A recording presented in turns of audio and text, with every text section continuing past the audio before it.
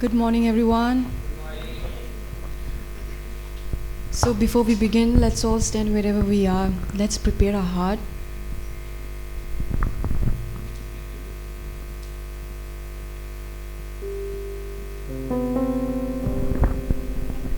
We can close our eyes wherever we are. Let's welcome His presence. You can take this time just to reflect upon His goodness and give Him thanks. Hallelujah, hallelujah. Hallelujah. Lord, we thank you, Jesus. Hallelujah. For you are good, Lord. We thank you. We thank you for your goodness, Jesus. You're faithful every day, Lord. Hallelujah. Hallelujah, Father. Jesus, we thank you. Hallelujah. Hallelujah. Come on, church. Keep talking to Him. This is your time. Hallelujah. He is good. He's faithful. Hallelujah, Jesus. We thank you, Jesus. Hallelujah, for everything, Father, Lord. We thank you for everything, Jesus. Hallelujah.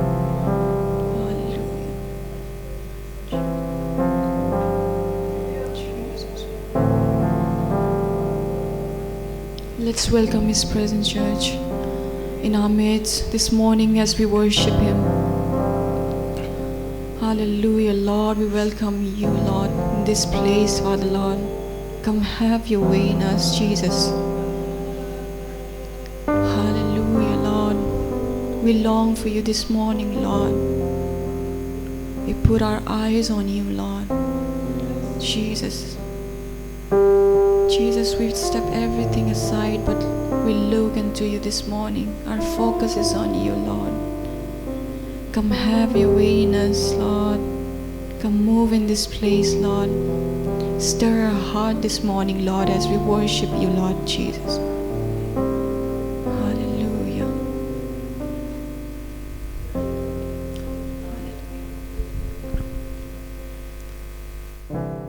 As we step into the seasons of Christmas, I would like to encourage everyone, wherever you are, let's take this opportunity time as a celebration. Let's remember His goodness and thank Him.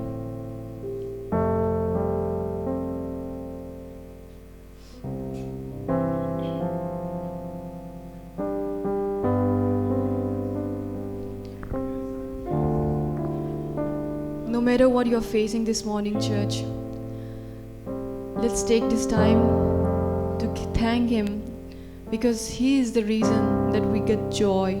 Amen. The Bible says that the joy of the Lord is our strength, and let's take this time, be joyful and celebrate who He is.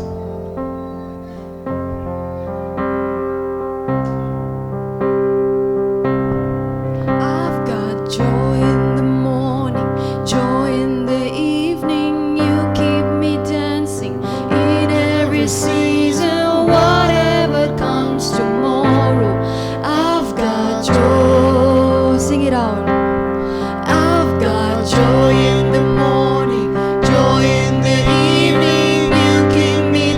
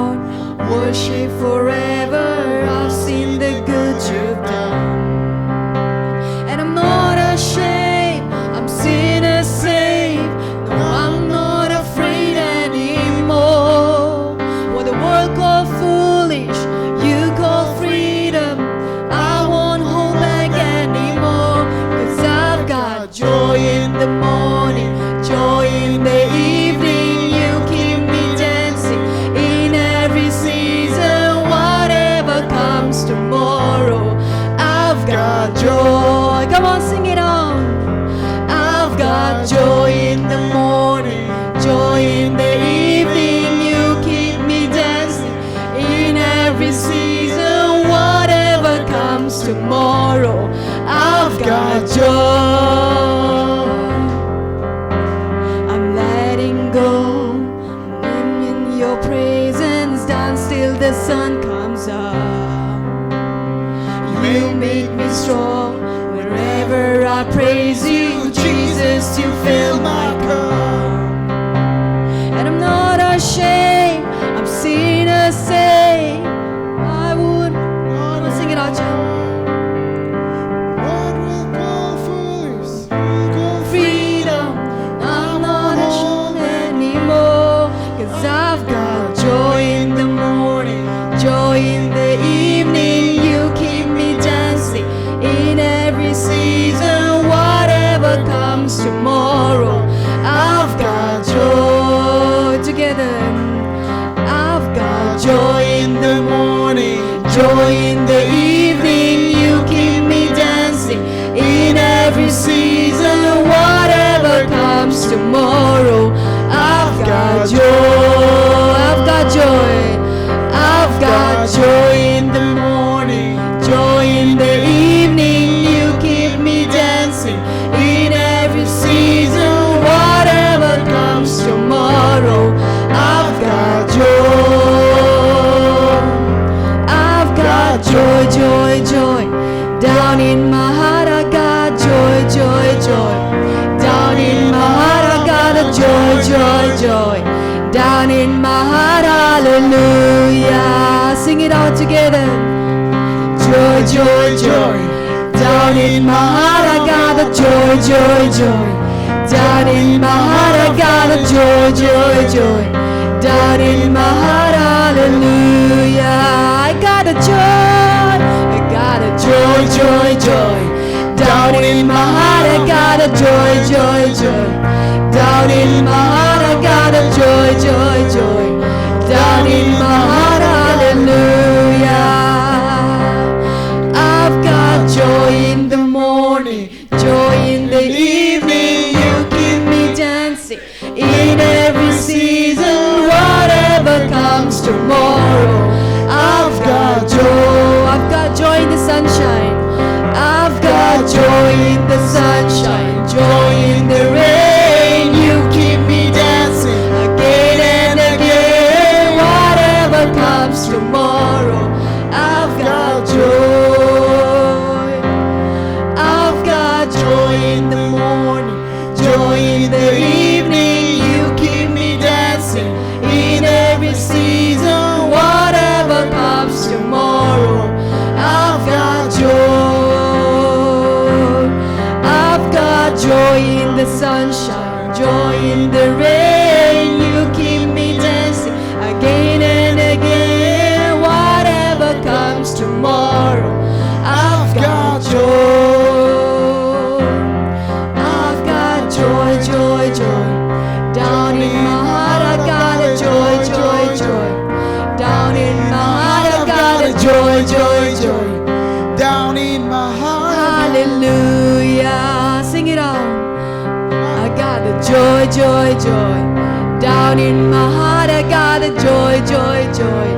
Down in my heart, I got a joy, joy, joy. Down in my heart, hallelujah. I got a joy. I got a joy, joy, joy. Down in my heart, I got a joy, joy, joy. Down in my heart, I got a joy, joy, joy. Down in my heart, hallelujah.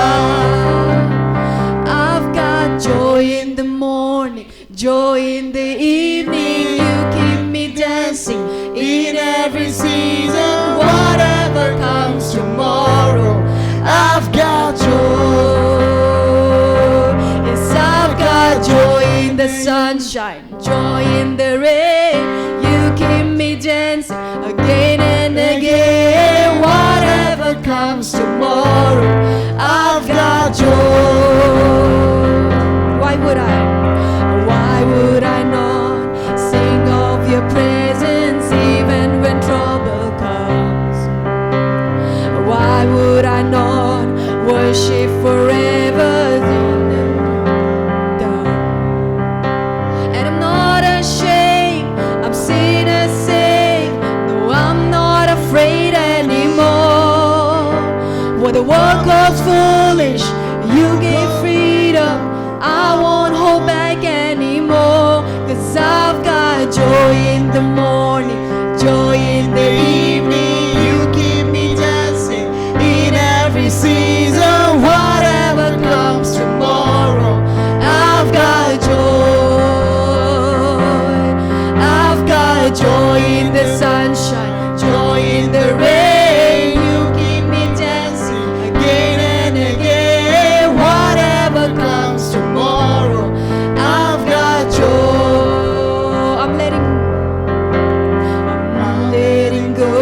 I'm wild in your presence, dance till the sun comes up. You make me strong, and I will praise you, Jesus. You fill my cup, and I'm not ashamed. I'm seen as saved. I'm not afraid anymore. When the world goes foolish, you go freedom. No, I won't hold back anymore.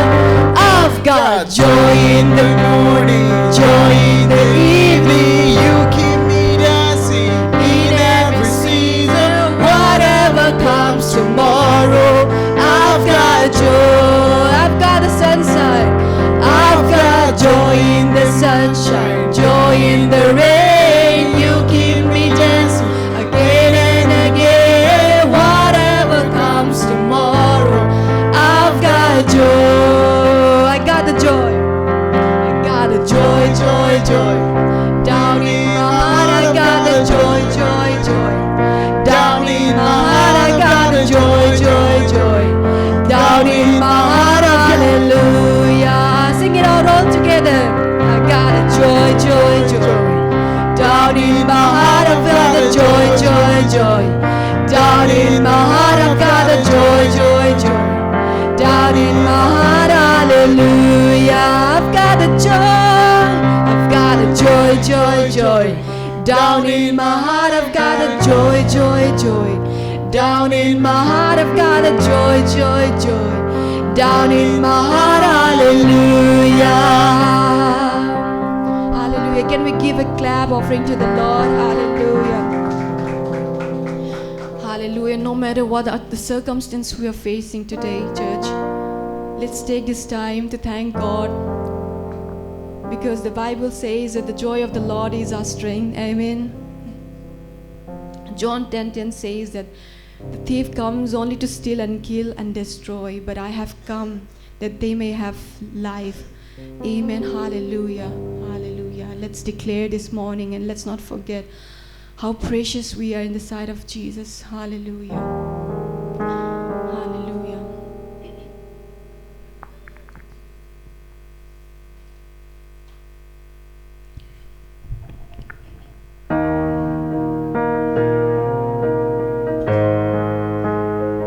Even as we step in the seasons of Christmas, John 3:16 says that for God so loved the world that he gave his only son Jesus, that whoever believes in him shall not perish but have eternal life. Amen. Can we continue to celebrate this morning?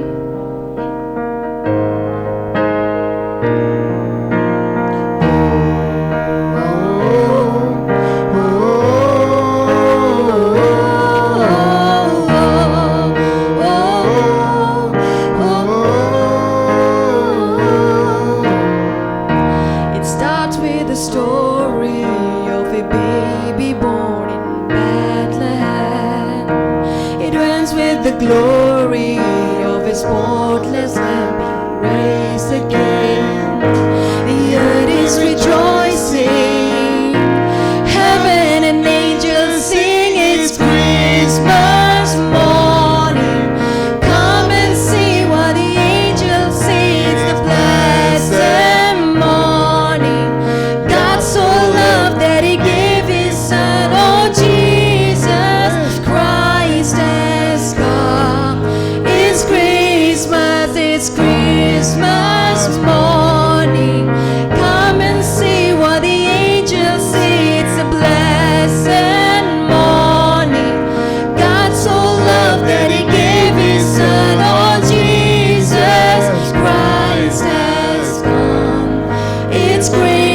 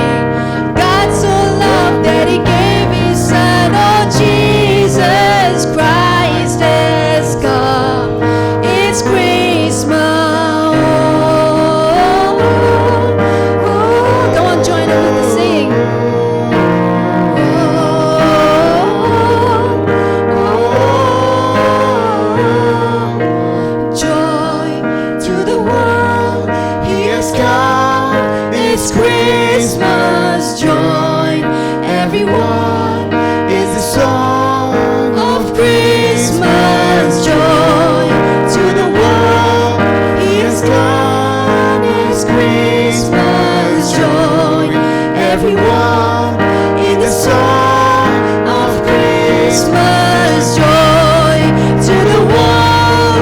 He has come. It's Christmas joy. Everyone in the song of Christmas, Christmas morning. Come and see what the angels see. It's a blessed morning. God so loved that He gave His Son. Oh, Jesus Christ has come. It's Christmas morning. Come and see what the angels see. It's a blessed morning. God so loved that He gave His Son. Oh, Jesus Christ has come. Oh, Jesus Christ has come. It's Christmas. Oh,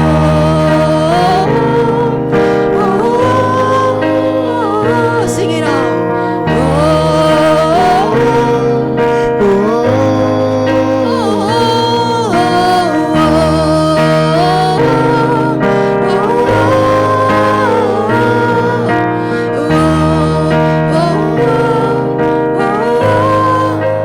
Joy to the world. Joy to the world. He has come. It's Christmas joy. Everyone in the song of Christmas joy to the world. He has done. It's Christmas joy. Everyone in the song of Christmas joy to the world. He has come. It's Christmas joy. Everyone in the song of Christmas, Christmas morning. Come and see what the angels see. It's a blessed morning. God so loved that He gave His Son. Oh, Jesus Christ has come. Oh, Jesus Christ has come. It's Christmas.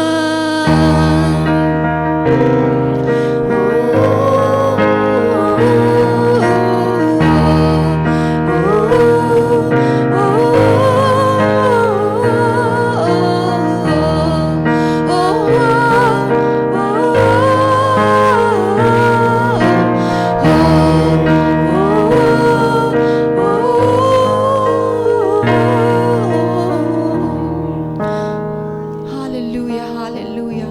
Yes, Lord, we thank you this morning, Father Lord. And we celebrate this morning the joy, the salvation that you've given us, Lord. Hallelujah, hallelujah, Lord. Father, we thank you for your Son, Jesus. Hallelujah. Hallelujah, Jesus. Come on, church, continue to worship Him. This is your time. Hallelujah, hallelujah. He is in our midst. Hallelujah. We give you worthy praise, Lord. Hallelujah, Lord. You're worthy of all our praise, Jesus. Hallelujah, hallelujah, Lord. Hallelujah. It's Christmas morning. Come and see what the angels see. It's a blessed morning. God so loved that He gave His Son. Oh, Jesus Christ has come. It's Christmas.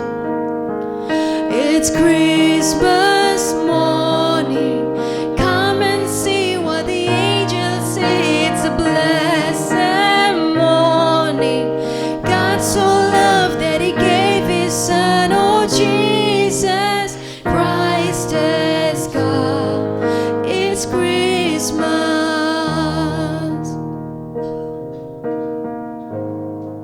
It's Christmas.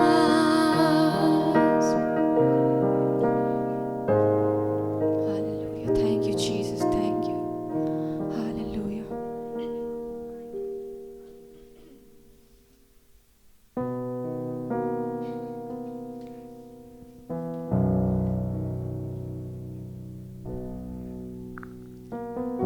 Let's continue to adore Him, church. Hallelujah. Hallelujah. Jesus.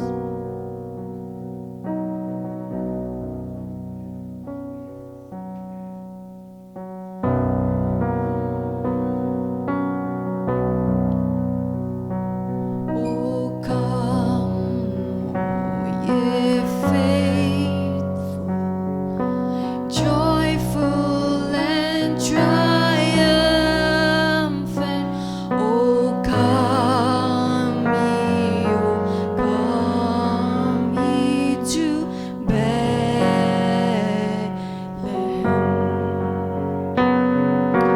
Come and behold him, born the King of ages. Oh, come, let us adore him. Oh, come, let us adore him. Oh, come, let us adore him, Christ the Lord. Sing, chorus of angels, sing in exaltation. Sing, all ye citizens of heavens above. Glory to God, glory in the highest. Oh, come, let us adore him. Oh, come, let us adore him. Oh, come, let us adore him, Christ the Lord. Yes, Lord, we greet thee, born this happy morning. Jesus, through thee be thy glory given. What of the Father, now in flesh appearing? Oh, come, let us adore him. Oh, come, let us adore him. Oh, come, let us adore him, Christ the Lord. Oh, come, let us adore him. Oh, come, let us adore him. Oh, come, let us adore him, Christ the Lord. For he alone is worthy. For he alone is worthy. For he alone is worthy, Christ the Lord. For he alone is worthy. For he alone is worthy. For he alone is worthy, Christ the Lord. Oh, come, let us adore him. Come on, just lift your hands and adore him. This is your time. Oh, come, let us adore him, Christ the Lord. For he alone is worthy. For he alone is worthy. For he alone is worthy, Christ the Lord. Yes, Lord, you alone are worthy of all our praise, Jesus. Hallelujah, hallelujah. You're worthy of all our praise. Hallelujah. Come, church, adore Him. This is your time, adore Him. Hallelujah. He is in our midst. Hallelujah. Put all your focus on Him. Hallelujah. Hallelujah. Lord, we look unto you this morning, Lord. We adore you, Lord, for who you are, Jesus. We praise you.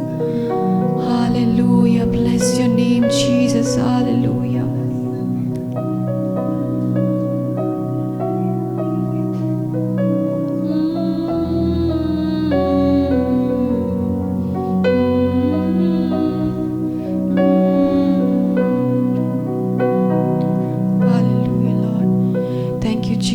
The season, Lord, because you are the reason for the season. Hallelujah. And we celebrate this morning, Lord, because of your joy, the salvation, the peace, the hope you've given us. Hallelujah. Father, we thank you for the gifts of your Son, Jesus. Hallelujah. Hallelujah, Jesus. Hallelujah. We thank you for everything, Lord, that you have done for us, Jesus. Hallelujah, Lord. Even as we go back, Father, Lord, let the season of joy will continue in us, Father, Lord. Wherever we go, Lord, hallelujah, you continue to lead us and guide us, Lord. We commit all the church members in your hand, Lord. We commit everything in your hand, Lord. We pray and ask in Jesus' name. Amen. Amen. Thank you. We all can sit. I like some of the songs that Grace chose for us, and the last one is really one of those favorites. Come, let us adore Him. Yeah. Oh, come, let us adore Him. Oh, come, let us adore Him. Oh, come, let us adore Him, Christ the Lord. For He alone is worthy. For He alone is worthy, for He alone is worthy, Christ the Lord. Heavenly Father, thank you for each one who's here, and we know, Lord, that nothing just happens, and we thank you for your hand of providence that brings people, and we pray, Lord, that you would make every heart receptive to hear your voice. Especially this Christmas season, Lord. We ask and thank you in Jesus' name. I also request if we can keep our phones on silent mode, that will be very helpful. Yeah, if you need to take a call, you can feel free to go out of the hall and take it. Yeah, great. So, I want to speak to you from the Christmas theme, and as Sandeep was sharing about generosity, I was reminded of this joke where a mother was trying to teach her kids about generosity. So she was telling her children, yeah, guys, hello. Please, easy. So she was telling she was teaching kids about generosity, and so she's telling them, you know what? Next time when we get the special cake, I should tell the elder one, I want you to let the younger one take first. So, and he was saying, why, Mom? But we can both jump in at the same time. He said, no. Look at Jesus. He sacrificed himself. His life is so generous. So you need to be like Jesus. So the elder one is David, the younger one is John. He says, okay, Mom, John can be Jesus today. Yeah. So we will always like everybody else to be generous around us. Yeah. So he says, okay, Mom, today the little brother can be Jesus, and he can be the generous one. Yeah. So and sometimes I believe we are like that. We are like the elder brother, right? Who want others to be generous, but we can struggle to be generous. Yeah, and how precious is generosity as a virtue in the heart of God. Great. So I want to take you today. We're looking at the Christmas season. We can learn certain things from Christmas stories that are there. Many of us we look at the Christmas stories as more so for Sunday school, but I believe that there is a lot of insight in things that happened just before the birth of Jesus, things that happened during the process of birth of Jesus, and after the birth of Jesus. And the Bible tells us that Jesus came as a man, and He died on that cross for our sins. So anyone who puts their faith in Jesus, they are forgiven for their sins, and they have abundant life, eternal life in God. And it's a gift. This salvation is a gift. That's what we are told. And if you look in Luke, so Luke is supposed to be a guy who was a doctor, and Luke was someone who was very much influenced, impacted by the Lord, the things of God. And he writes one of the Gospels. And being someone who was non-Jewish, his Gospel or his chapter about the good news of Christ is very universal. But he's also writing it to this guy called Theophilus. Yeah, wherever you see the word Theo, it has to do with God, because Theos is God. In fact, recently, I don't know, we were in Galleria Market and there was this bakery called Theos. It's so interesting. There is a bakery in Galleria Market called Theos. And so I was quite fascinated by seeing that hey, there's a bakery, they call themselves Theos. Theos, anything to Theos is God, isn't it? So we say theologies, yeah, that's the study of God. So the bakery shop was called Theos. Yeah. Perhaps they wanted to say, this is, if you come here, you'll have heavenly cake or something, yeah. Yes, and interestingly, my son Kabbo was very drawn to that bakery. He was like, I want to go and eat here, you know. So Theophilus. So this word Theophilus means friend of God. Yeah, interesting. So he's writing for the benefit of everyone, but also especially to a guy called Theophilus. And Theos said Philus. So Theos is God and Philus friend of God. Yeah. So he's writing to friend of God, Theophilus. Yeah. And he says, Luke being a physician, he's trained well to do research. Yeah. When my wife was doing a master's, she had to do a lot of research. When we, as engineers, I am an engineer, when we do research, you do your project, your thesis, you do a lot of research. Luke was trained to do a lot of research. And he says that, you know what, I have very closely researched and examined, and now I present things to you. Yes? And Luke is saying, you know what, it's like he's saying, you can take my inference, my study, you can take it to the bank. That's how authentic it is. And he was very good in what he was doing. Yes? Are we good in what we do? People in the office, do they feel, yeah, this fellow or this woman, without them we can't manage? Yeah? Or is it like, yeah, inko kaise nikale yaar? You see, how are we perceived in office? We should be perceived as people that who are really damn good in what they do. Luke was really good in what he was doing. Yes, he was not only a fantastic physician, he was someone who was so passionate about God, and his research was A-level. And he himself talks about it as I read now. He says, inasmuch as, Luke 1, inasmuch as I have undertaken to compile an account of the things accomplished among us, he's talking about Jesus, what all Jesus has done, just as they were handed down to us by those who from the beginning were eyewitnesses and servants of the word, it seems fitting for me as well, having investigated everything carefully from the beginning. He says, I have investigated everything carefully. Are we people who investigate everything carefully before we make conclusions? Yeah. He says, I have investigated everything carefully from the beginning to write it out for you in consecutive order, most excellent Theophilus. So he's writing for the everyone, but especially also for this guy called Theophilus. Theophilus seems to be someone who was a friend of Luke, someone who was a high-ranking official, and someone had a lot of questions. And Luke was convinced that if I address his question, it will help a lot of people. Yes? And he says to Theophilus, why am I writing to Theophilus? So that you may know the exact truth. You may know the exact truth about the things that have been taught. So here is a man who is very particular, who is meticulous, and he's saying, I want you to know the exact truth about Jesus, the exact truth about what he did on the cross, the exact truth about what his life has accomplished. Yes? And he's someone who's really diligent in what he does. And we have this saying, in the corporate sector, where I was there for 10 years, that the devil is in the details. Yes, but I believe God is in the details, isn't it? We say, detail to dekh lo. The devil is in the detail, right?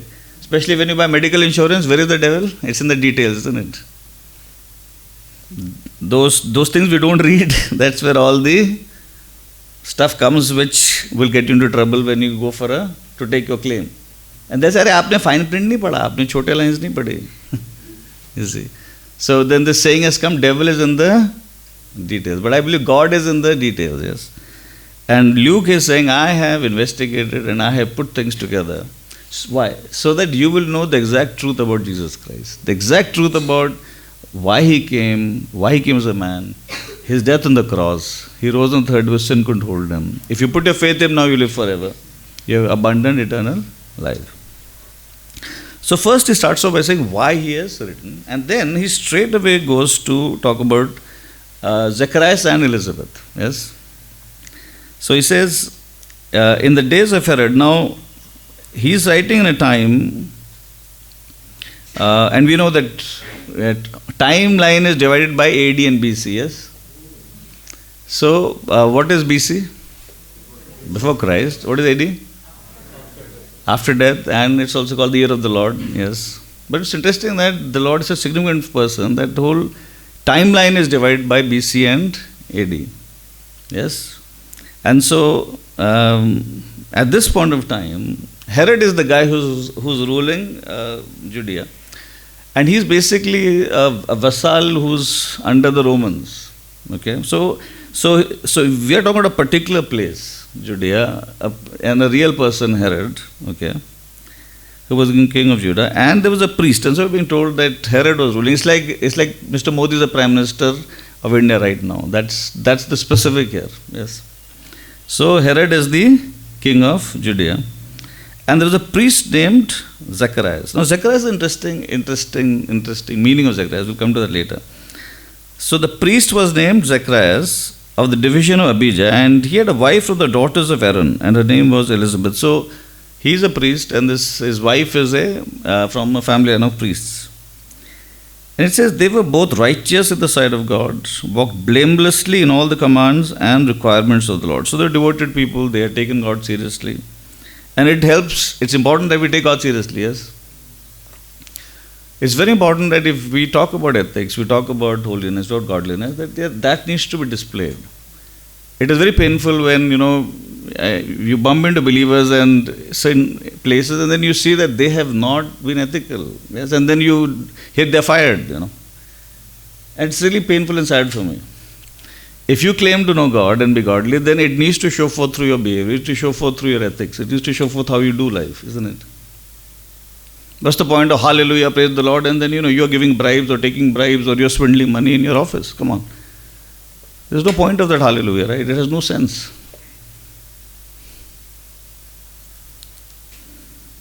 So about them we are told that, hey, these fellows, their life was exemplary. They were godly people, and they were living a godly life, they were obedient to God. It was their ethics, the godly ethics also showing forth through their decisions in life. But now what is interesting is that we are told in verse 7, they had no child. Because Elizabeth was barren and they were advanced in years. Now we generally feel here if someone is, a good person or a holy person, bacche to ho jane chahiye bhai. Isn't it? And a lot of people who have kids easily can really struggle to perceive that many couples struggle so much to have a child, And we generally think, agar bachcha nahi ho raha, there's something wrong, isn't it? Even in India, things have improved, but even today I feel in smaller towns, if the woman got married and she can't have a child, she's really looked down upon, isn't it? And if she can't bear a son, even today we know how much harassment is there. Yeah. So much so in India we have this rule that during the scan of the baby, the doctor is not supposed to tell you what is the gender of the child. They're so scared that ladkiyon ko to maar denge aaj bhi. In India, the doctor cannot tell you legally what is the gender of your child when they do scans. Because there are so much, girls are just killed in the womb. So I know even when we had twins, when the doctor said twins, so we were asking her for idea though. So she was like, "Arey, jail mat jana padega, abhi sab mat karo mere sath." Then she just joked and said कि आप कुछ भी कपड़े पहन लो, आजकल तो लड़का लड़की सेम ही कपड़े पहनते हैं सब. But she didn't tell us, So when our twin boys came out, only we got to know boys. But she was determined that nahi bhai, मैं कुछ हमें idea तो दे दो, नहीं idea नहीं दो. Because the doctors have been told you cannot tell any parent what is the gender of the child. So many girls are killed in the womb itself. in our nation. So the value of a woman, even at that time, even today, I believe in large part of India is one, can she bear a child? Second, can she bear a son? And in India we have this term, na banj hai. Trust me, it can really hurt a woman here. Because you've kind of her whole significance, identity, you've wrapped it up in bachcha kar de bare nahi de bare. And that was also the situation very much in these times too. Though Elizabeth was a godly lady, but she was continually looked down upon and mocked for the fact that she was barren. And what do we assume when someone is barren? Kuch paap kiya hoga bhai, you know. But here we see that God doesn't tell us that paap kiya. In fact, the opposite is being told to us, that they were blameless. So what we have to understand is that not every obstacle or blockage is because of sin. Many times things are not working in your life because of sin. But sometimes it is not sin. Sometimes it has to do with God's plan. At the right time, God will bring deliverance. Hallelujah. And we see that many couples we see in the Bible, right? We see about Abraham and Sarah. They didn't have a child, they were advanced in age, yes. We see about Isaac and his wife also. They didn't have a child. And what's interesting is we see about Hannah, remember? Samuel's mother. Hannah had a child after many, many years of waiting. But what's interesting is that the Bible, in one sense, shows us an example that if you are walking with God and if you think things are being delayed and something comes with much prayer, there will be a lot of impact. Hallelujah. So we saw that Abraham and Sarah waited so many years, and at the age of 100, he had his child Isaac. Isaac had impact, yes. Hannah waited so much, and a child finally after many years, and she bore Samuel. And Samuel was very impactful. In fact, he was one of the greatest prophets in the Old Testament, yes. And here we see that John the Baptist is going to be born to this couple who has been childless, advanced in age. So one of the things we see in the Bible is that if you are people who are trying to walk with God, and if some blessings seem to be withheld from you, though they're happening easily for others, it's not a matter of pain or shame for innocence. It's basically also somewhere you need to recognize that anything that is birthed with a lot of prayer will have a lot of impact. Hallelujah. Children who come with a lot of crying and pain and tears of the parents, eventually they will be impactful children. Yes?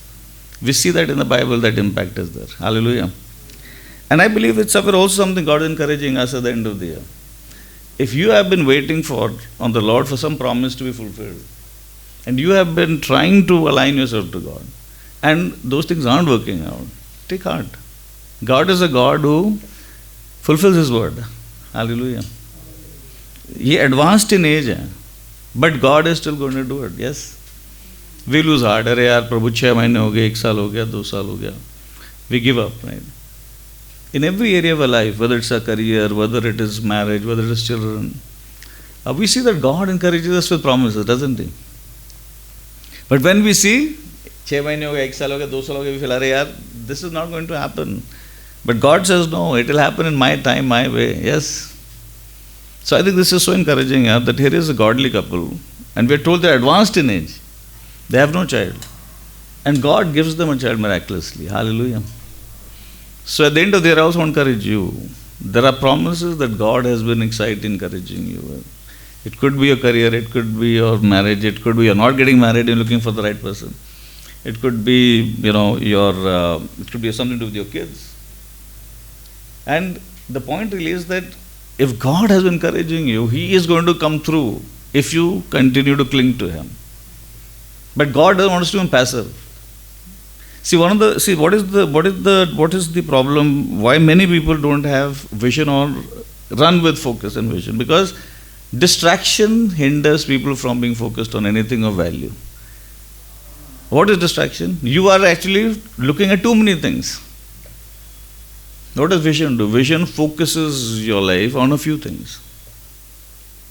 The enemy of vision is distraction. And you get so distracted, you start looking at so many things and so many options. So if you become passive when you're waiting, you lose heart, you lose vision, what happens? It will not come to pass. But if you remain someone who's got his eyes fixed on the Lord and you continue to walk with the Lord, you will see that by His arm at the right time He works it out. Yes. But the waiting God is activating. As you're waiting, you continue to seek God. You continue to be faithful in what God gives in your hand, whether it's in your work, whether it's your family. You are faithful in relationships. Yes. So that's something God blesses. And we see here that this Zacharias, though he was a priest, his wife was from the family of a priest. They were not having children, but they were faithful to God. Yes. इसने ये नहीं बोला भैया बच्चा नहीं हो रहा तो I will not do the work of the priest. हो गया बस मेरा. We don't see that. Even in his old age, he is faithfully doing his work as a priest. And we are told that they are faithful. So waiting, when you wait on God, sometimes it can be for years before something will break open. Sometimes it happens quickly. The Lord knows the timelines, isn't it? And a big problem with God is about timelines, right? We want something yesterday. God says, hey, some things will happen quickly, some will take time. And when things come with time, we see there is a lot of life transformation also that God works out. Not only will He give you that, but He transforms and changes you. But having said that, if you lose heart, you become passive. Promises don't come to pass for many people. Yeah. We have this Bible verse, right? That it is with faith and patience we inherit the promises of God. Yes. Faith and patience. Patience, Bhaduri Bhai, and faith. And you keep strengthening your heart and you walk by faith in God. So, and now the reason I didn't explain Zacharias' name to you earlier is you will appreciate more now. You know what does Zacharias mean? It's very interesting, so relevant to his struggle. Yeah. Zacharias means that God has remembered, or Yahweh has remembered. So here is a guy who must have many times felt that God has forgotten me.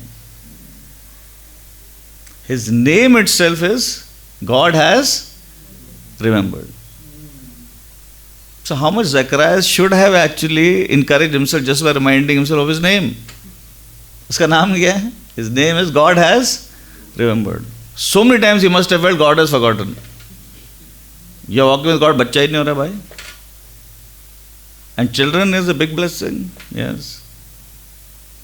And yes, okay, when we are young, perhaps we don't perceive, but when you get married, oh, how much you long to have a child if you can't have one, yes. How much the child becomes so important, isn't it? Me and my wife had kids after 8 years. Doctor said, तुम्हारे को बच्चा हो ही नहीं सकता. I even got a report by a radiologist saying you can never have children. And God gave us 3 boys. But those 8 years were not easy. Sometimes I remember, anywhere we were, sometimes it would just be so tough. I just saw even when we were in Israel, and and suddenly you would just see a mother playing with a little child, and you would be just so in tears, saying, Lord, when am I getting my baby? Suddenly you are just hit hard. As an elder in that church, I would go pray for people, and we would pray, and these women would conceive, but my wife is not conceiving. And it can be painful, yes. You can be so tested in your heart. And so they are so much longing to have this child, and this child is not coming. And they're advanced in age, and they're walking with God. But I believe his name should have helped him, yes. What's his name? Zacharias. Zacharias means God has remembered. So every time he thought God has forgotten him, he just had to remind himself of his name. No, God will not forget me. And in the Bible, wherever it says God remembered someone, God gave the breakthrough to them. Hallelujah. When it says that God remembered the suffering of his people in Egypt, he remembered.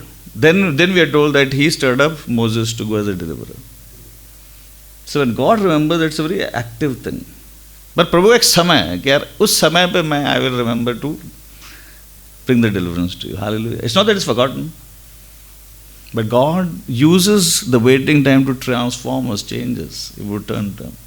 We also need to prepare to even receive and do well with the blessing. When I was in the corporate sector as a manager, I would be fooled if I thought I can do the work of the managing director. हमें लगता है secretly कि हम अपने boss का काम कर सकते हैं, but actually नहीं कर सकते, because you don't know how much heat there is in his job. He's handling 10 like you, and he's handling 10 domains like yours. So what does God do? He just doesn't let you become the boss so easily, right? He works on you. He builds. He will encourage you to build competences. Then He'll give you the blessing. Otherwise, the blessing will crush you, isn't it? Remember, there was a time when a lot of the prime ministers there was like this musical chairs happening with the job of the prime minister in UK. One lady was prime minister 50 days. Why for 50 days? She was not equipped for the job. She was such a mess.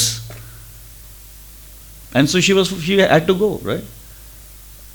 You get something before you are ready for it, it's going to mess you up. God in His kindness withholds certain things from us.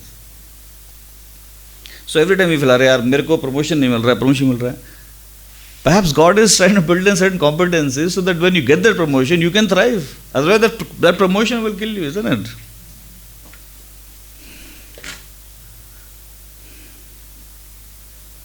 You know, when I became a father, then it dawned upon me how difficult the job of the father is. है ना? हम जब बच्चे होते हैं, और we are so much, have complaints against our parents, right? ये नहीं किया, वो नहीं किया. When you become a parent, you're like, बड़ा मुश्किल काम है यार. And then suddenly you become merciful to your own parents, right? Today I'm very merciful to my dad and my mom. Because I realize, बड़ा मुश्किल काम है भाई.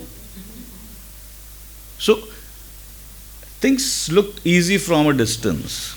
But when you are given that job to do, you begin to realize how challenging it can be. And trust me, the jobs your bosses do, they're not easy jobs. And if you get them and you're not ready, it'll crush you. Okay.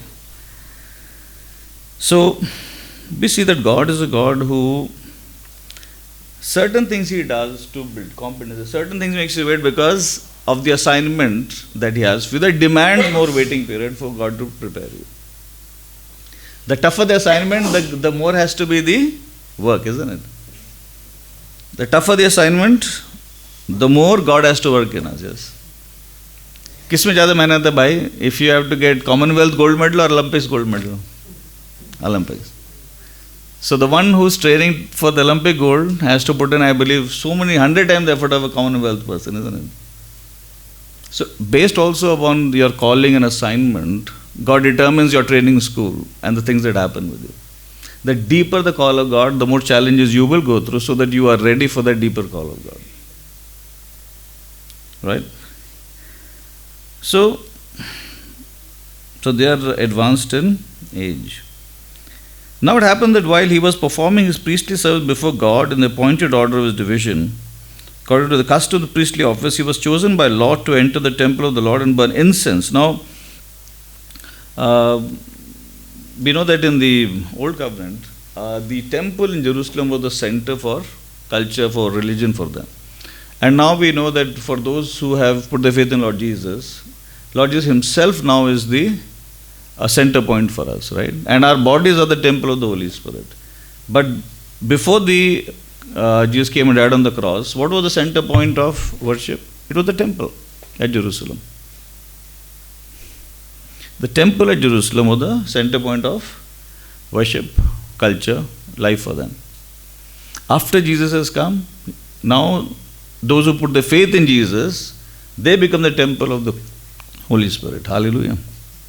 So here what we're told is that it was his duty, it came by lot to him, to perform a priestly duty. Now what you have to understand is that David had divided the priests into 24 divisions, and there were a lot of priests.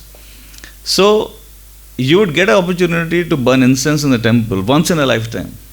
So it was a big moment for his life. It's one of the biggest days of his life, actually. Yeah. And what we're told is that it was by lot. So that means which person would eventually get this big privilege to burn incense in the holy place? It also determined by lot. And the Bible says that you can throw the lot, but outcome is from whom? Outcome is from God. So God determined that Mr. Zacharias in his old age will get the privilege to burn incense in the holy place in the temple in Jerusalem, which was supposed to be the high point of the work of the priest. So it was like his biggest day at work, right? And God has a surprise for him that day. He has shown up with his best preparation for the biggest work day of his life. And God is going to surprise him.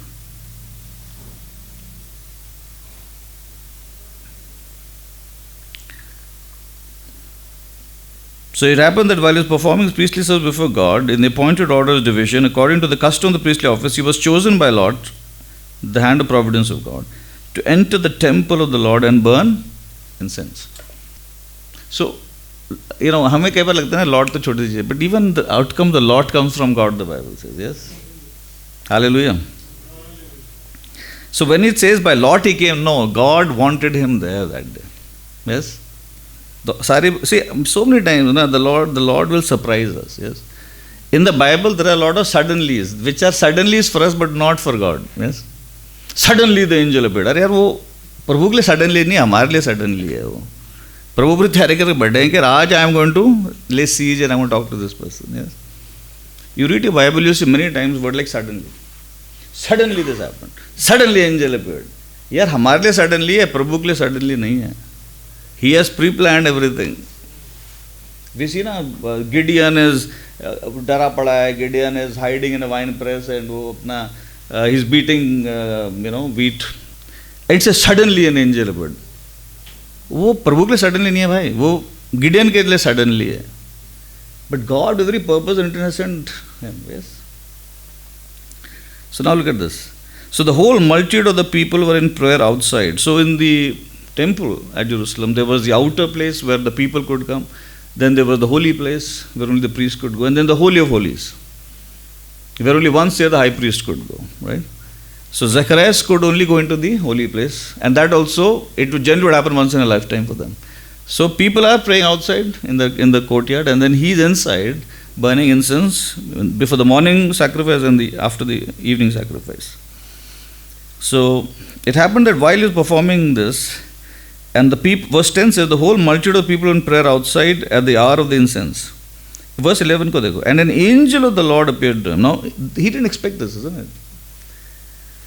For the first time in his life, he has got a chance to get into the holy place of the temple and burn incense, which is the highlight of his career, priestly career. And suddenly there, what is this? He sees an angel is there. How many of us have seen an angel? उसका भी यही हाल था. उसने भी नहीं देखा था उससे पहले, ठीक है.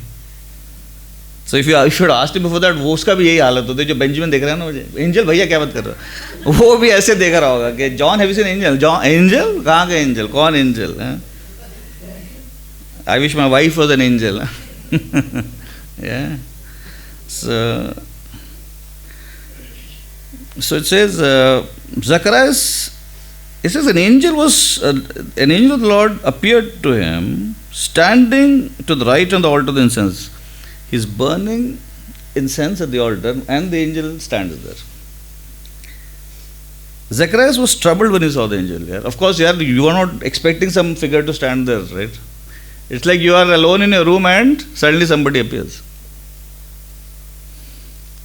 I've had once experience where I heard the audible voice of God and God touching me, and there was no one in my room. Scary and delightful at the same time, isn't it? I remember when I met the Lord and I was young in the Lord, something really troubling me, and I was crying, and then I slept off crying, and I remember I bolted my door and sleep even till today. And my door was bolted, and I heard clearly a voice, Neeraj, and someone touched my head. And I woke up, but there was no one there. And I knew it's God. But then it was scary and joyous at the same time. It's scary, right? You are sleeping, you bolted the door, and someone is touching your head. They're calling your name. Scary, na? And then you think, "Arey, ye kaun ho sakta hai?" And it dawns on it's God. And the touch was so much like the touch of a mother. I felt as if my mother was touching me. And so he's really scared right now. He says, "Yaar, ye kaun ekdam se khada ho gaya yahan pe? Who's this person?" You get scared. Imagine angel came right now, we'll all be scared. Even with all your bodybuilding, you'll be scared. Benjamin, I'm telling you. Because angels are big fellows. Yeah. उस दिन body building काम नहीं आएगी. So the angel of the Lord appeared and was standing at the right hand of the altar. Zacharias was troubled when he saw the angel, and fear gripped him. He saw this majestic being and fear gripped him. Because you don't expect an angelic person to appear in front of you, right?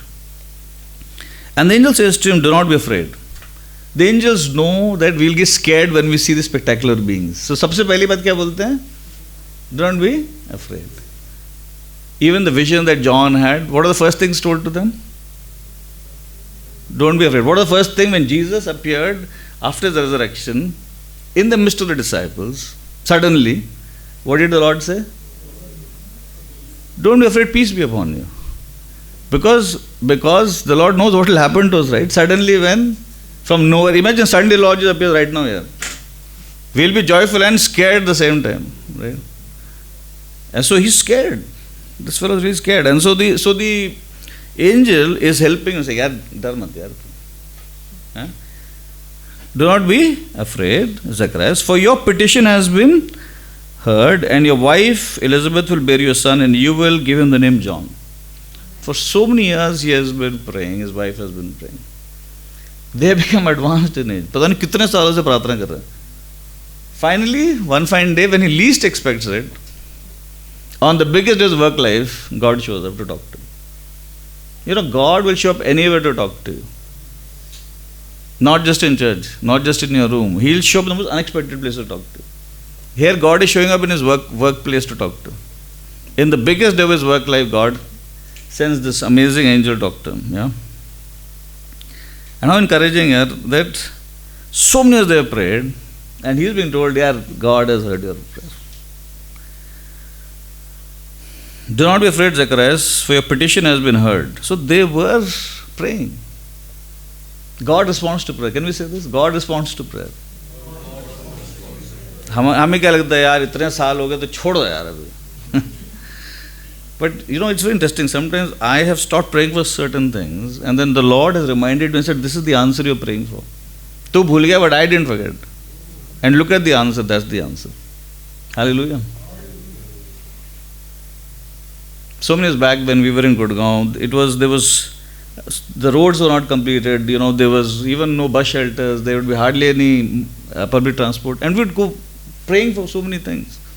And after some years, certain things we forgot to pray. But when they started appearing, the Holy Spirit reminded me, you prayed for bus shelters, there are the bus shelters. You prayed for metro. You prayed for this, you know, taxis come. You prayed for buses, connection, buses are here. So we forgot after some time, but God still remembers and He reminds you. And bus shelter is exactly where we used to pray. Many of you have come exactly from the offices in front of whom I have stood and prayed. And me and Sandeep and Papa Samudra would go and pray. Sometimes some of the leaders would join us. I was telling Vivek, in front of your office, Punjab National Bank, so many times we have prayed. And said, Lord, send someone, you know, your children in Punjab National Bank who will be witnesses and give us to disciple for you. In front of PNB. I can name exact offices where we have stood and prayed for people, and they have come here. So nothing just happens. There's a sowing that you do in prayer. Yeah, nothing just happens.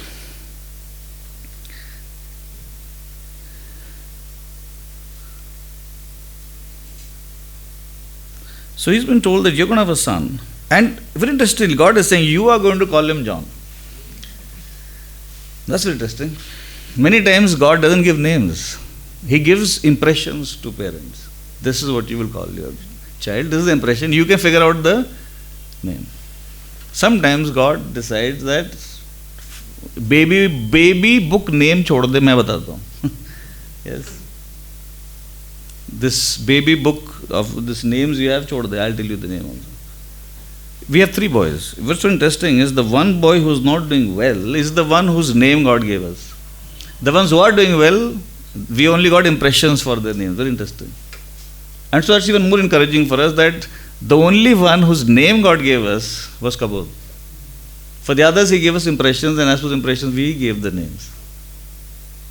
So, certain times, God will even give you the exact name of your child. This is one of those times. And it will be most significant. And things will happen totally opposite to the name that God gave. And you will need to remind yourself the name so that you don't lose heart. Yes? So God gives the name. He says, you know what you're going to call? You're going to call him John. And there was no one in his family दूर दूर तक जिसका नाम John था. Yes. And I remember when so the only out of my 3 sons, only one son whose name God gave me was Kabod's name. Others God gave impressions.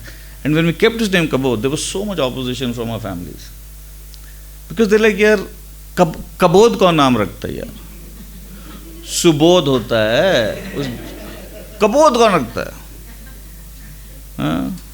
And then school में they will say commode, cupboard, all this, they'll tease your son. So कितना दिमाग, कितना pressure आया कि यार कबोध नाम हटा दो, सुबोध कर दो, है ना? Su means good. Yeah. And we said, यार we would be more than happy, but यहाँ पे हमें तो नाम ही प्रभु ने दे रखा. So if you have told me for Vaibhav, I can change his name. For Akshat also I can change his name, if it meets the impression. But for Kabod I can't change his name, because God told me, this boy is Kabod, your firstborn is Kabod. And there is, and I cannot tell you how much his name has encouraged us to expect from God. Bachcha diya, naam bhi diya. So now, when you sorted out that his life will be as per his name. Hallelujah. So his name has been called John. You know what does John mean? John means God is gracious. What does John mean? God is gracious. So God is telling him that, hey, you want to call your child that God is gracious. Yeah. His name was, Zechariah's name was God has remembered. And he's given a son whose name is God is gracious. So God has told him that you're going to call him John. And then what's interesting is that a few more important things are told about him. This is very interesting. We see such details were also given for Samson, you remember? Even Samson, interestingly, his parents were also barren and they had child in the old age. Manoah was the father, right? And it says that even Manoah was a smart guy. You know, but they asked God when they said that you will have a son and he will be a Nazarite. And he said, tell me about the vocation and purpose of the child. And the Lord told Manoah, he'll be a Nazarite to God, he'll be a deliverer, yes. So there are sometimes we see God spells out even the mission of the child. And if you ask, I believe that God gives impressions to every parent. If you ask God, what should be the name? He might not give, then he'll give the impression, then you can give a name. If you ask him, Lord, what will be the purpose of my child? What will be the vocation of my child? God will speak to you. He'll give you impressions. And in this case, God is so much keen and is telling him details, which he's not even asking, but they were people of prayer. And John is an important guy, yeah. God wants him to get it right now. So पहले नाम बता दिया. His name is John. Then God says, you will have joy and gladness, and many will rejoice at his birth. Yes, hallelujah. I believe whenever any child is born, the child brings joy and gladness to the parents, isn't it? So वो तो सबके लिए common है भाई. Joy and gladness for the parents. पर इसमें एक additional चीज़ है. He will bring joy and gladness to you, and many will rejoice at his birth. See, many are not rejoicing with every child is being born. Parents are rejoicing. In his case, we are told, not only will you rejoice, but many will rejoice because of this child. Yes. So this child has come with a godly purpose. He's going to make a difference. Yes. And it's my encouragement to you, may God help us to raise children who will live with a greater purpose, a higher purpose. Yes. Because I believe in the times we live, we are generally raising our children to live only for themselves. And the whole goal is कि भैया अच्छा पैसा कमाओ, बड़ी गाड़ी हो, बड़ा घर हो, live for yourself. Right? That's really, unfortunately, what is being taught in most of our homes, isn't it?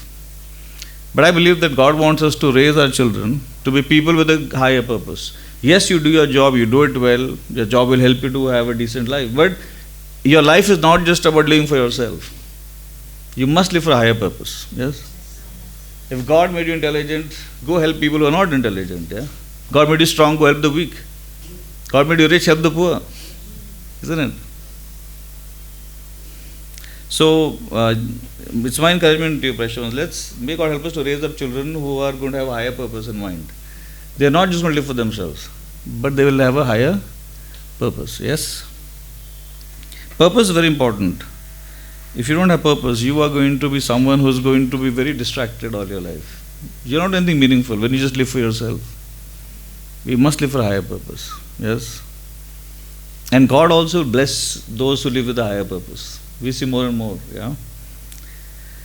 And we see that there are people, so many people who we might not know about, but they do certain things which are a result of higher purpose.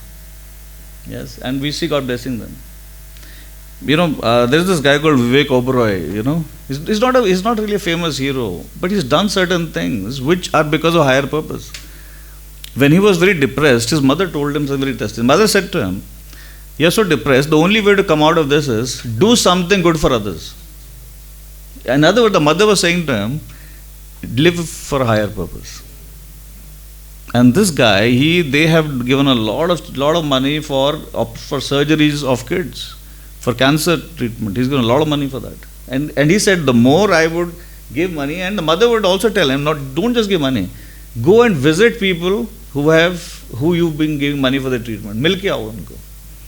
And he said that as he gave money and met these people, especially these children, he said that he didn't even realize how he was healed of so much he was suffering. Yes? Living with a higher purpose heals you. Yes. God so begins to bless even your commercial stuff. And initially, his more focus was on these children, helping children. And then he got into business, and he has extremely successful businesses today. And I believe that these things don't happen if you are not people with a higher purpose. And there's a long list of them. Not just him, so many of them we don't even get to know. But there are people doing things. There was one singer recently, I was hearing that this singer, any money she earns from a concert, she gives that money for treatment of children, surgeries, and she goes and meets every child who's got the benefit of money she sent for a surgery. And these are not even people who are Christians. Yeah? There are people who've been stirred up for a higher purpose. It's a young woman. She's a young woman. I'm forgetting her name. So there are people doing things with a higher purpose. Yeah. But we need so many more people to live with a higher purpose. And I encourage one of us. We are people who met with Jesus, met with living God. We should live with a higher purpose. It should not just be our mera gadi, mera ghar, or it should not just be that. Let's look beyond ourselves. You walk with God, He will bless you. He will add things to you. But God always wants people who are not living for ourselves, but always having a higher purpose. Yes? And may God help us to live with a higher purpose. And here we have been told the purpose of this guy, which is a higher purpose. He's not going to just live for himself. Yes? What are we told? He'll be great in the sight of the Lord. He will drink no wine, no liquor. He'll be filled with the Holy Spirit while yet in the mother's womb.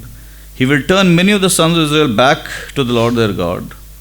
So now we are being told certain things about him. So the parents have been told that, hey, look, this is a special child. You want to make sure that you train him well, that he is going to follow holiness. He's not going to be drinking strong drink.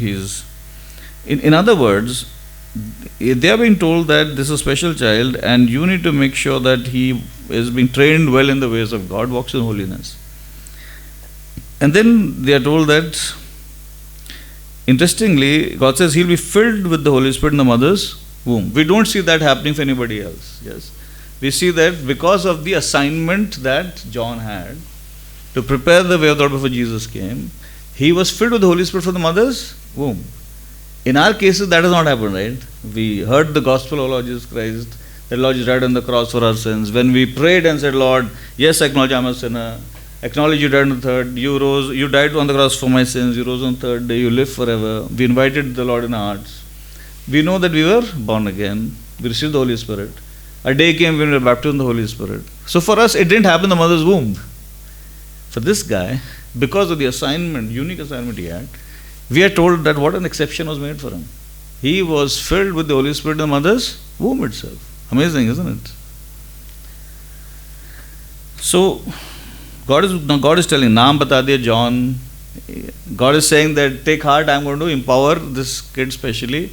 Even the mother's womb, he'll be filled with the Holy Spirit. And then we are being told that you have to see to it that you train him in the ways of holiness. Right? You'll have no liquor, no strong wine. Yeah, train in the ways of holiness is the point. And then we are told more about his purpose. He will turn many of the sons of Israel back to the Lord their God. So many of them, they had moved away from following the Lord. And instead of focusing on the Torah, they had started focusing on the Talmud. Okay. Now you go and do research yourself. What is Talmud? So they were given the law of Moses. Yes. The 5 books, the first 5 books of our Bible was their Torah. And they were supposed to live as per the Torah. But what they did? They invented many of their own traditions, and it is called the Talmud. And when Jesus came, they were living as per the Talmud, not the Torah. And so the Lord began to talk to him that I have not come to abolish this Torah, but to fulfill the Torah, was the point. Okay? So they had become so disobedient. So so you can do research what is the Talmud. And so the point was that they had shifted and they were backsliding. And that's the time where John was sent. And John's job was, he is going to challenge them to come back to the right path because the Lord Jesus is coming soon. Yes? Even in our case, we are told to encourage people to turn back to the right ways of Jesus because Lord is coming back soon. Yes? So his mission was to prepare the people and to make a people ready for the Lord. Yes. To make people ready for the first coming of Jesus, which has happened. Yes, it happened 2000 years ago, isn't it? We're in 2025 now. So more than 2000 years ago it happened. The Lord Jesus came. Before he came, John was used to challenge people to let go of a sinful life and to focus on God. And we are also asked to live a holy life and challenge others that repent and walk in holiness and walk in fear of God because the Lord is coming back soon. Yes. And so his mission is being told that verse 16 to 17 talks about his mission. John will turn many of the sons of Israel back to the Lord their God. It is he who will go as a front runner before him, the spirit and power of Elijah, to turn the hearts of the fathers back to the children and the disobedient to the attitudes of the righteous, so that he may make ready a people prepared for the Lord. So his job, his mission was that before the Lord Jesus comes in incarnation as a man, he is going to challenge the Jewish people at that time and confront them, encourage them to turn back to God, to prepare the people be ready for God. And what is our job? To walk holy lives and to also challenge people to walk in fear of God and holiness, that as the Lord is coming back, people are prepared. Yes? For the second coming Lord Jesus coming back. And then there will be a new earth and the new heaven is what the Bible tells us. And so a couple of things, none of it's very interesting, that it also says to turn the hearts of the fathers back to the children. Not just in our times, even in that time, literally, there were clearly issues between sons and fathers. You think all sons have great relation with their fathers? You're surprised. A lot of sons have very difficult relationship with their fathers. So even at that time, there was a lot of division, even in homes, in families, and in the society at large. So he was not only, so the point being made here is, he was not only going to help reconcile the father and the sons in the family, but also he's going to be used by God to heal the brokenness of society through Jesus. Yes? Broken homes are healed by God, even broken society and nations are healed by God, broken communities are healed by God, isn't it? Today our nation, it is broken over communities, right? We are a fractured country, let's accept it, isn't it? We are fractured over religion, we are fractured over caste, we are fractured. Tribe. And so the point being made here is that John will come and he'll prepare people. He will not only be used to bring reconciliation in families, but in society at large, which is fractured. The nation at large is fractured. Yes? And God is the answer for wholeness to come. Whether it's family, whether it's society, whether it's a nation or the nations. Yes? So he was asked to turn the heart of the fathers back to the children and to turn the disobedient to the attitude of the righteous. So his job was to confront people who are walking in sin in sinful attitudes, encourage them to repent and turn back to godly attitudes. Yes? To take people, to take the disobedient from the and towards the attitude of the righteous. Attitudes are very important, isn't it? In parenting, the wisest thing you can do in parenting is to deal with the attitude issues of your kids more than anything else. Most of the time, what we Indian parents do, beta IIT की तैयारी कर ले बस, NEET कर ले तू. We ignore their stinking attitude as long as वो number अच्छे लेके आ रहा. But problem is, when this guy or woman with good marks gets into a job and they have that stinking attitude, they are going to really suffer in the office. Because the boss will not put up with the nonsense. The colleagues will not put up with those wrong attitudes. The spouse will not put up with those attitudes. Then that person will suffer so much. Right? Attitude is a very serious issue. So in our parenting, I am more concerned about the attitude of my children than even their marks. Yes, I want to get good marks. But even more, I am concerned with the attitude. Even the corporate sector, when you hire people, you are supposed to look more for their attitude than anything else. I remember, we were trained, as a middle management, we were trained how to take interviews, and we were told by a managing director repeatedly, he would say, we can train people with the right attitude, but we can't train the best qualified person with the wrong attitude. So we were always told, even in the corporate sector, when we would take interviews, that look for the attitudes. If he's not teachable, if he's arrogant, he's not a team player, उसको मत लो. पर even अगर उसकी knowledge थोड़ी कम है, but you think वो teachable इंसान है, उसको ले लो. If he can be a team player, you take the guy. You take a brilliant person who's arrogant, he's not a team player, how does he fit into the scheme of things? He will spoil the atmosphere of the whole team, isn't it? So what's interesting is that even in the corporate sector, when you hire people, even more than the educational qualifications and experience, you are looking for the right attitude, people with the right attitude. Is he going to be a team player? Is he going to be humble? Is he going to work together with people? Is he teachable? Is he a complainer? No one wants complainers in the team, right? Is he going to be a complainer and who's going to sow negativity in the team, or is he going to be someone who's going to be a solution provider? So those are things that we were asked to look more into than anything else. And I see that in God. Here, John is being specifically told, even if he's born, his father is being told that God is going to use this John to deal with attitude issues of people. The wicked have attitudes that are hindering them from meeting with God. We need to be trained to pick up the attitude of Jesus the righteous to walk with God. And attitude is like a flat tire. Your car can't move, your motorcycle can't move until the tire is changed. Until you change your attitude, you can't move forward, isn't it? So attitudes are it's like a flat tire in a vehicle. Until you change it, you can't move forward. And attitudes have a problem. Attitudes don't rest till they manifest. If someone is arrogant, everybody in the team knows, the office knows they're arrogant. That fellow doesn't know he's arrogant. We call it a blind spot. Na?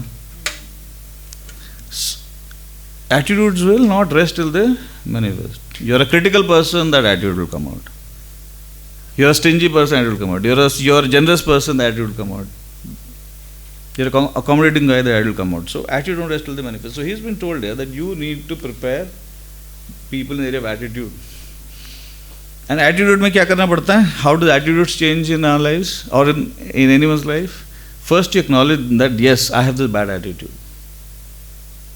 And then you are willing to repent of that bad attitude. You say, Lord, help me with a godly attitude, substitute this bad attitude. Yes? For God, what is the most important attitude? Humility. For God, what is the most important attitude? Humility. What is humility for God? Someone who's willing to humble themselves and say, Lord, you are wiser than I am. You're wiser than I am. Your ways are higher than my ways. I am willing to let go of the ways I have learned from my school, my family, my college, and I'm willing to relook and learn ways now from the Bible. You are wiser, you are the wiser one here. So humility for God is Someone who acknowledges as high as there's a Bible verse very interesting, it talks about attitude. As high as the heavens are above the earth, the Bible says, so higher are God's ways than our ways. And His thoughts than our thoughts. And God says, let the wicked repent and let them return, and I will pardon them. What's the point? For God, humility is very important. Humility is where I acknowledge God's ways are higher than my ways. His thoughts are higher than my thoughts. I am willing to humble and lay aside what I think and grab hold of what God thinks. And God thinks that He knows best for us. Whoever makes something knows best, right? Who knows who's the best person who can use this phone? This phone will do well as long as we follow the designer's inputs, isn't it? We are also designed, aren't we? We are designed by God Himself. And the Bible is the manual, the user's manual. You do well if you listen to the designer and align to the design of God, isn't it?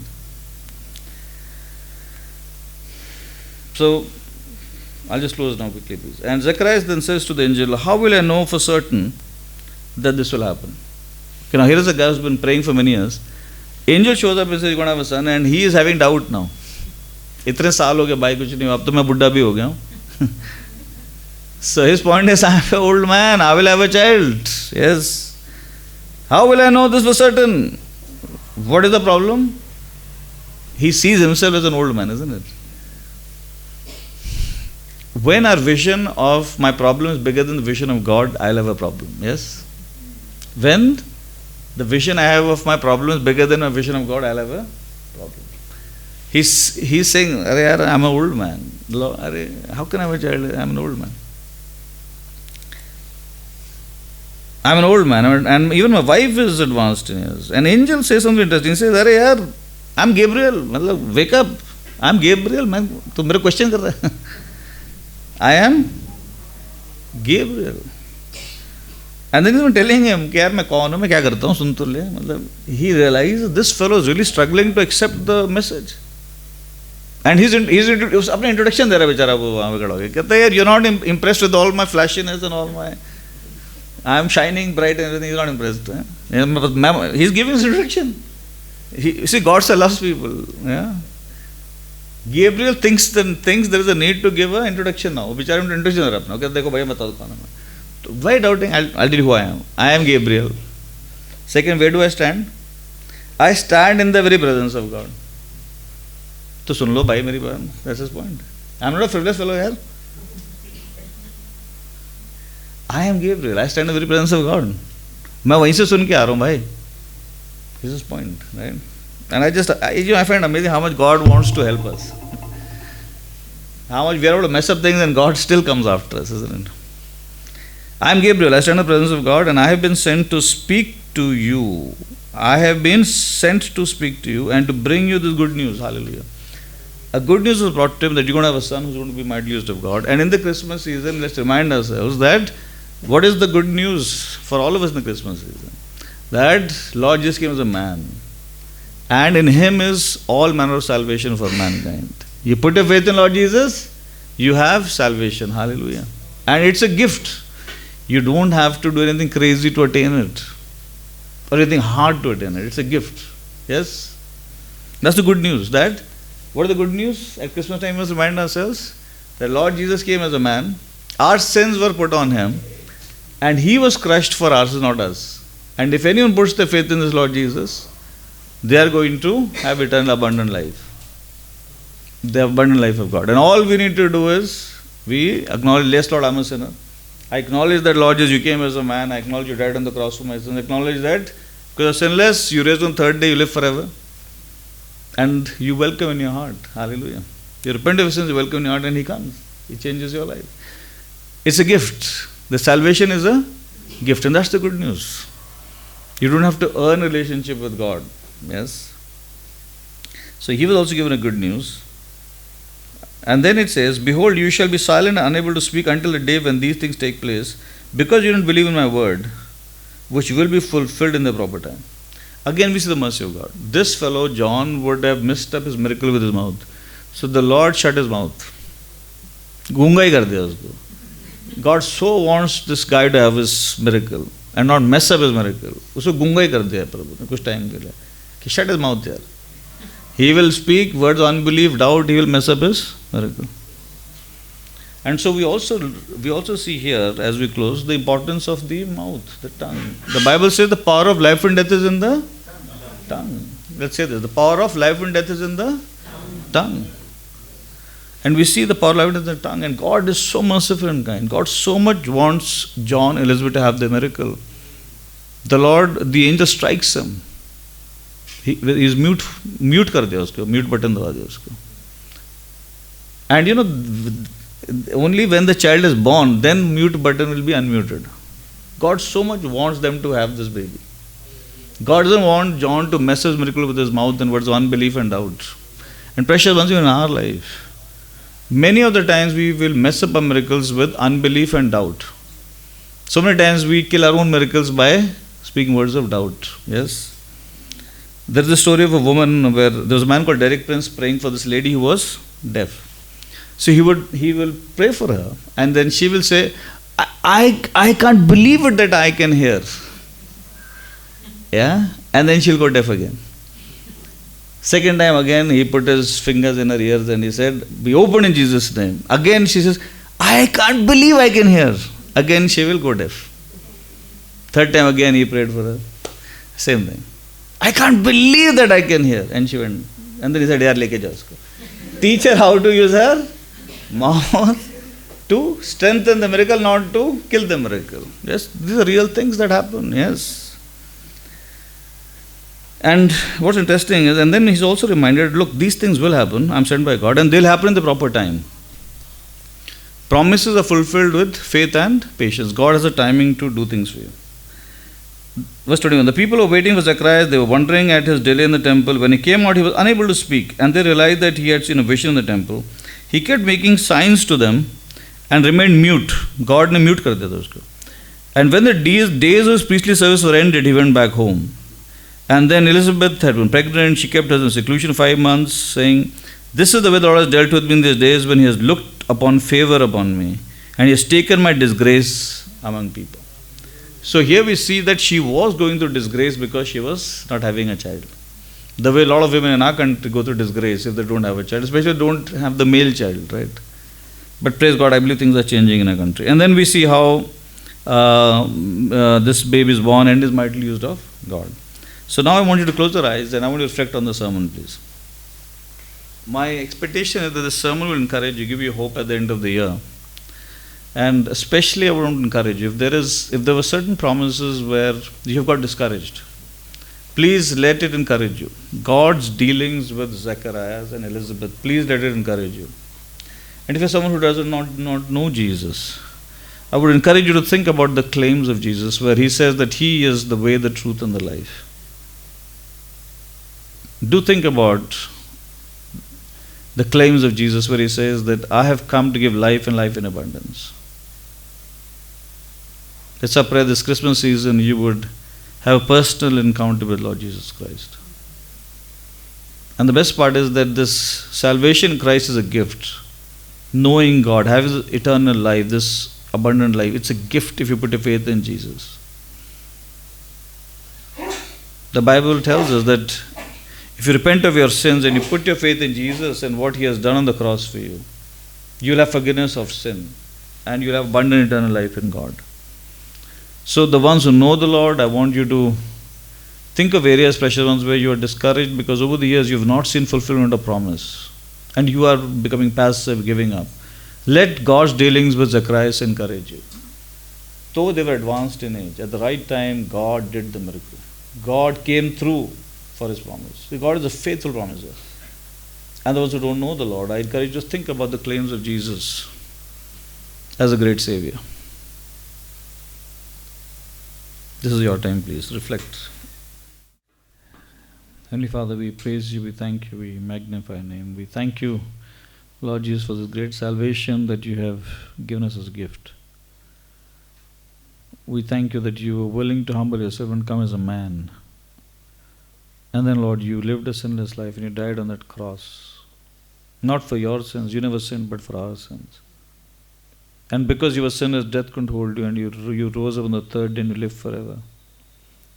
Thank you, Father, for helping us in time to repent of our sins and to welcome in our hearts and to have this abundant life in you. We are grateful. Lord, the ones who've been struggling and discouraged about certain promises that you have been exciting them over the years, I pray today, Lord, that you would renew their hope in you. Lord, the ones who've been losing heart and have become passive towards the promises in God, or even passive towards the kingdom assignment, passive towards their purpose in you, I pray that today, Lord, you would convict and refresh and strengthen, Lord. Lord, encourage us through your dealings with Zacharias and Elizabeth, Lord. Encourage us. Let that encourage us, Lord. Let that give us hope. And I pray, Father, that let there be a new assurance, reassurance today in the hearts of your people, that you are a faithful promise-keeping God, and that all the promise in you are yes and amen, and that you are a faithful promiser. And the ones who don't know you, I pray, Father, that this Christmas season, Lord, they would find the greatest gift. You are the greatest gift. The salvation in your person of Jesus Christ, the greatest gift. This abundant and life in you is the greatest gift. And that they would experience you personally in this time. We ask and thank you in Jesus' name. Who's the intercessor? Okay.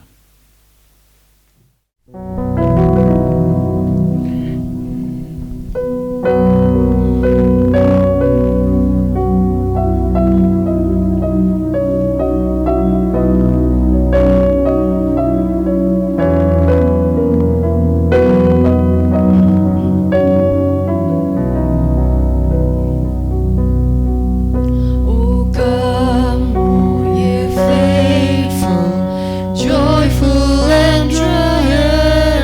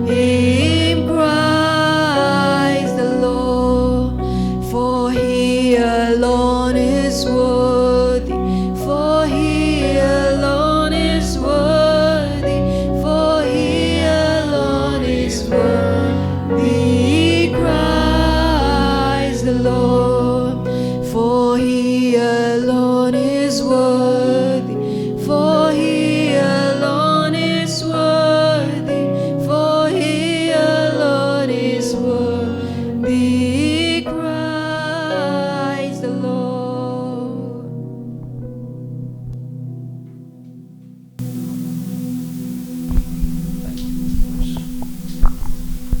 Let's pray. Heavenly Father, we praise you, we thank you. We thank you for you encourage us in your presence. We thank you, Lord. In your presence, you help us to move away from the distractions and to regain our focus and our vision. Oh Lord, you be our vision, Lord Jesus. Oh, that Lord, our view of you would be bigger than how we perceive the problems we are facing. Oh Lord, and as we come to the end of this year, I pray you would enlarge our view of you, Lord Jesus. A bigger view of you is the answer to so many problems that you are facing, Lord. The fears, the unbelief, the heartaches, the discouragements. Enlarge our view of you, Lord Jesus.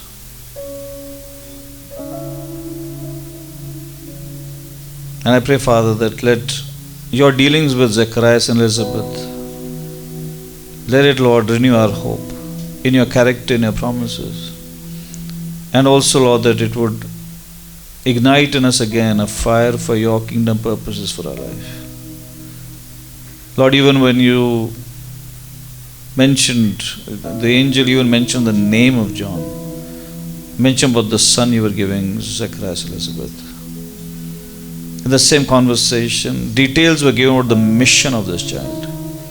Father, you want us to be people who are focused and missional people, not distracted all over the place. And I pray, Father, at the end of this year, as we come to the end of this year, oh, that Lord, you would convict us of becoming passive in areas where we are passive, and especially you would help us to, Lord, renew our zeal for your kingdom purpose, so that, Lord, we would again be excited about the godly vision that you birthed in us, and that you would give a great zeal to your people for your kingdom purposes, Lord Jesus, for their life. That we would live for a higher purpose, not just for ourselves. And I pray, Father, the ones who don't know you, Lord, they would have a personal encounter within this Christmas season and find the abundant life in you that we have found, and the eternal life that we have found. Hallelujah. I rebuke the spirit of heaviness on people. Oh Lord, pour the oil of joy with his heaviness. Pour that oil of gladness. If there's anyone sick in this place, we rebuke the spirit of infirmity. We rebuke every force of darkness assaulting that person. Everything that's risen up against your health, we rebuke it in Jesus' name. Lord, make us people marked by joy. I apply blood on your people and invoke the shalom that your blood has purchased, that all manner of wholeness and blessing your blood has purchased. I speak to your people, and you be glorified. We ask and thank you in Jesus' name. May the Lord the Father, the grace of our Lord Jesus Christ, and sweet communion of the Holy Spirit with all of us now and forever. Please be seated for the announcements.